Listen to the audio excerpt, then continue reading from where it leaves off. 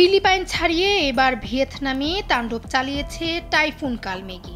১৪৯ kilometre বেগে দেশটিতে আঘাত এনেছে ঘূর্ণিঝড়টি। ভিয়েতনামে তাণ্ডবের পর ঘূর্ণিঝড়টি কম্বোডিয়া ও লাওসের দিকে অগ্রসর হচ্ছে। ইতোমধ্যেই ঘূর্ণিঝড়ের প্রভাবে ফিলিপাইনে ১১৪ জন এবং ভিয়েতনামে ৩ জন প্রাণ হারিয়েছে। ভিয়েতনামের স্থানীয় সংবাদ মাধ্যম জানিয়েছে দেশটির ডাকলাক প্রদেশে একটি বাড়ি ধসে একজনের মৃত্যু হয়েছে।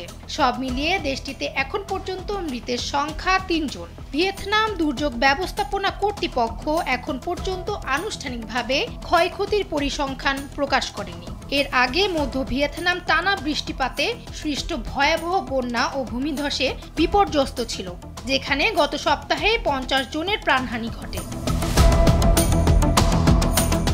অন্যদিকে সংবাদ মাধ্যম বিবিসি জানিয়েছে টাইফুন আসার আগেই ভিয়েতনামের সেনাবাহিনীরা কড়া প্রস্তুতি নিয়ে রেখেছিলেন।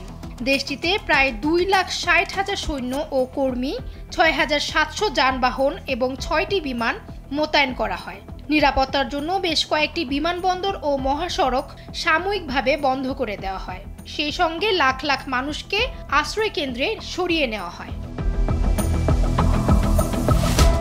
৬ নভেম্বর সন্ধ্যা স্থানীয় ৭:২৯ ঝড়টি ভিয়েতনামে স্থলভাগে প্রবেশ করে। ভিয়েতনামের জাতীয় আবহাওয়া অফিস জানিয়েছে ইতোমধ্যে কয়েকটি প্রদেশে ঘরবাড়ি, ছাদ উড়ে যাওয়া, হোটেলের কাচ ভেঙে পড়া এবং গাছপালা উপড়ে যাওয়ার খবর পাওয়া গেছে।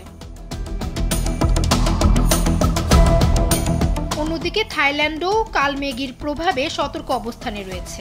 স্থানীয় প্রশাসন সম্ভাব্য ভূমিধস, আকস্মিক বন্যা ও নদীর পানি উপচে পড়া নিয়ে সতর্কতা জারি করেছে। ডেস্ক রিপোর্ট, সময়ের আলো।